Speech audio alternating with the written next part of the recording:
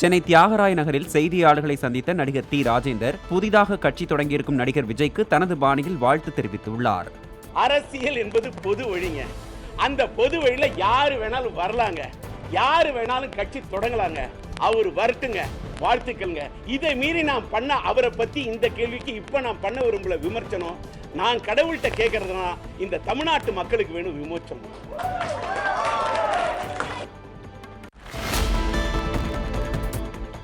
நாகை மாவட்டத்தில் நேரடி நெல் கொள்முதல் நிலையங்களுக்கு விற்பனைக்கு கொண்டு வரப்படும் நெல் மூட்டை ஒன்றுக்கு 50 ரூபாய் வரையில் கையூட்டு பெறப்படுவதாக விவசாயிகள் குற்றம் சாட்டினர்.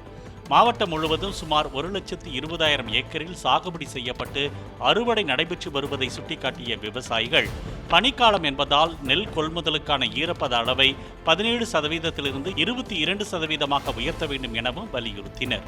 ஒரு சிப்பத்துக்கு 40 ரூபா அங்கே அதிகாரிகள் வாங்குறாங்க. இது தொடர்ந்து நீண்ட காலமாக நடைபெற்று வந்து கொண்டே இருக்குது. அது தடுக்கவே முடியல.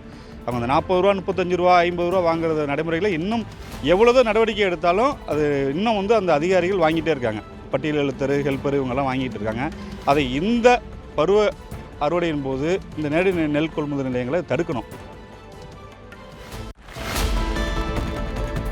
திருநெல்வேலி டவுன் பொருட்காட்சி திடலில் வரும் 13ஆம் தேதி வரை நடைபெறும் 7வது பொருணை புத்தக திருவிழாவை தமிழக சட்டப்பேரவைத் தலைவர் அப்பாவு திறந்து வைத்தார். 110 அரங்குகளில் 1 லட்சத்திற்கும் மேற்பட்ட புத்தகங்கள் காட்சிப்படுத்தப்பட்டுள்ள அங்கு 10 நாட்களுக்கு மாலையில் புத்தக வெளியீடு, கலை நிகழ்ச்சிகள் உள்ளிட்டவை நடைபெற உள்ளன.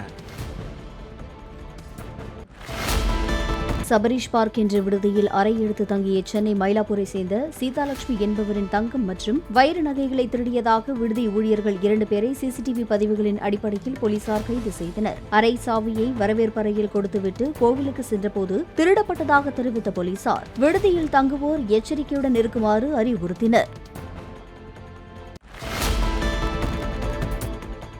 மாமல்லபுரம் பகுதியில் பதுக்கி வைக்கப்பட்டிருந்த 8 உலோக சாமி சிலைகளை கடத்தல் தடுப்பு பிரிவு போலீசார் கண்டறிந்து கைப்பற்றினர். குச்சிக்காடு பகுதியின் ஒரு குடோனில் இருந்து அருணாச்சலேஸ்வரர், கேரள விஷ்ணு, ஐயனார், புத்தர், தவழும் கிருஷ்ணர், நந்தி, நடமாடும் கிருஷ்ணர் சிலைகள் பறிமுதல் செய்யப்பட்டு அவற்றை பதுக்கியிருந்த லட்சுமி நரசிம்மன் என்பவரை போலீசார் கைது செய்தனர்.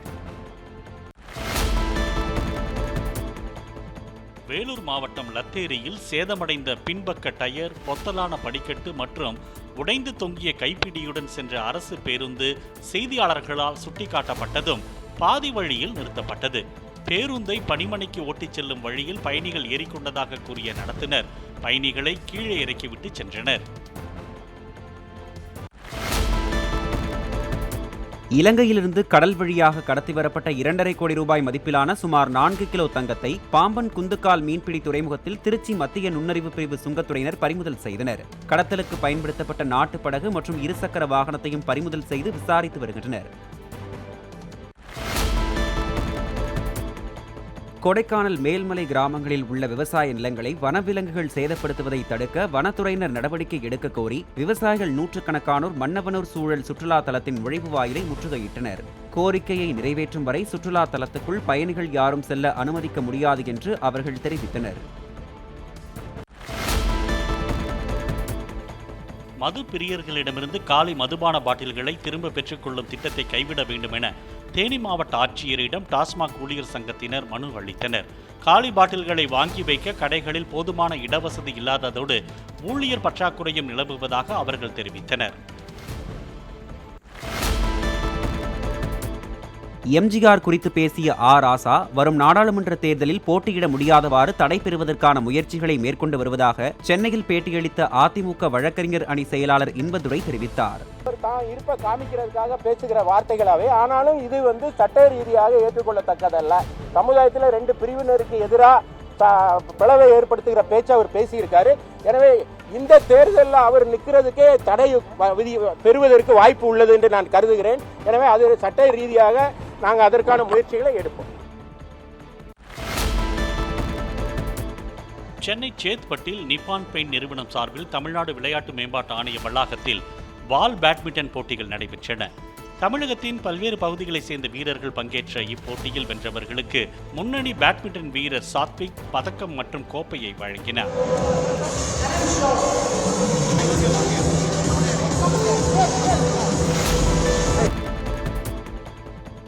சென்னை வடபழனியில் நடைபெற்ற நிகழ்ச்சியில் பல்வேறு சமூக பணிகளில் ஈடுபட்டு வரும் 25 பேருக்கு தலா 1 லட்சம் ரூபாயை நடிகர் கார்த்தி வழங்கினார்.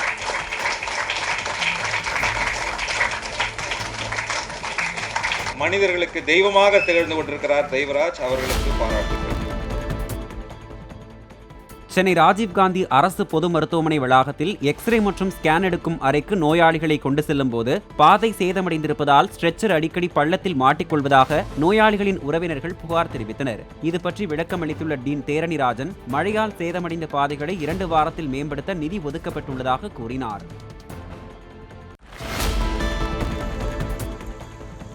செங்கல்பட்டு மாவட்டம் பொத்தேரியில் உள்ள தனியார் பல்கலைக்கழகத்தில் பாஸ் ஆவது குறித்து சந்தேகத்தில் இருந்த மாணவர்களை குறிவைத்து தேர்வில் தேர்ச்சி பெற செய்வதாக ஆசை வார்த்தை கூறி பணம் பறித்ததாக டாக்டர் சகோதரர்கள் 2 உட்பட 3 பேர் கைது செய்யப்பட்டனர்.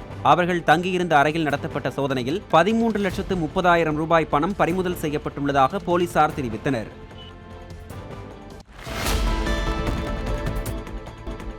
விழுப்புரம் மாவட்டம் ரெட்டனையில் திருமணமாகி 2 குழந்தைகள் உள்ள பாலாஜி என்பவர் 11ஆம் வகுப்பு மாணவி ஒருவரை கடத்திச் சென்றதாக போலீசார் தேடி வருகின்றனர். அந்த மாணவியை லாரியில் சேலத்துக்கு கடத்திச் சென்றதாகவும் போலீசார் தன்னை கண்டுபிடித்துவிடக் கூடாது என்பதற்காக வழிப்போக்கர்களிடம் செல்போனை வாங்கி தனது நண்பர்களிடம் பாலாஜி பேசி வருவதாகவும் போலீசார் தெரிவித்துள்ளனர். தாம்பரம் அருகே பைக் ஒன்றின் மீது மோதிய வழக்கில் தம்மிடம் போக்குவரத்து புலனாய்வு பிரிவு காவலர் ஜெய்கணேஷ் என்பவர் 5,000 ரூபாய் லஞ்சம் வாங்கியதாக விபத்தை ஏற்படுத்திய கார் உரிமையாளர் கூறியுள்ளார். நீதிமன்றத்தில் நீதிபதி முன்பு எப்படி பேச வேண்டும் என்றும் அந்த காவலர் கற்றுக் கொடுத்ததாக வீடியோ ஒன்றை அவர் வெளியிட்டார்.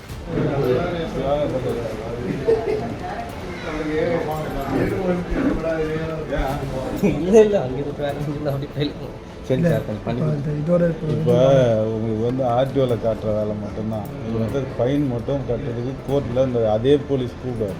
அவரே கூப்பிடுவார், தியாக போலீஸ். அதில் சார் அது வந்து ஸ்ரீபெரும்புதூர் ஆர்டிஓ வரும், அதில் போய் கொடுத்துருங்க. அதில் போய் ஃபைனை கட்டுறது. அது எவ்வளோ வரும்னு தெரில, அது மேஜிஸ்ட்ரேட் ஃபிக்ஸ் பண்ணுறது. அவர் ஃபிக்ஸ் பண்ணுறதுடா, நம்ம ஃபிக்ஸ் பண்ணுறது.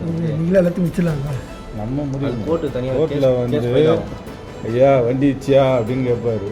ஆமாங்க வண்டி வச்சுக்கோங்க, சரி ஃபைனை கேட்டு. அவ்வளோதான், யாராக இருந்தாலும் மேஜிஸ்ட்ரேட் டெபுட்டி தான் நீங்கள்.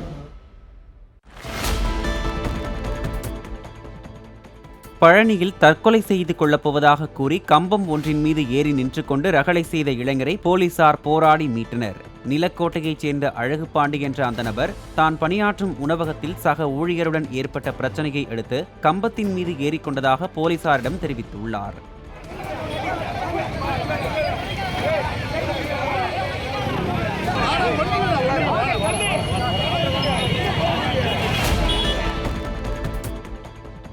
தருமபுரியில் 55 வயது நபர் ஒருவர் தீக்குளித்து தற்கொலை செய்து கொண்டதற்கு ஆன்லைன் சூதாட்டத்தில் 5 லட்சம் ரூபாயை இழந்ததே காரணம் என்று கூறப்படுவது குறித்து போலீசார் விசாரித்து வருகின்றனர்.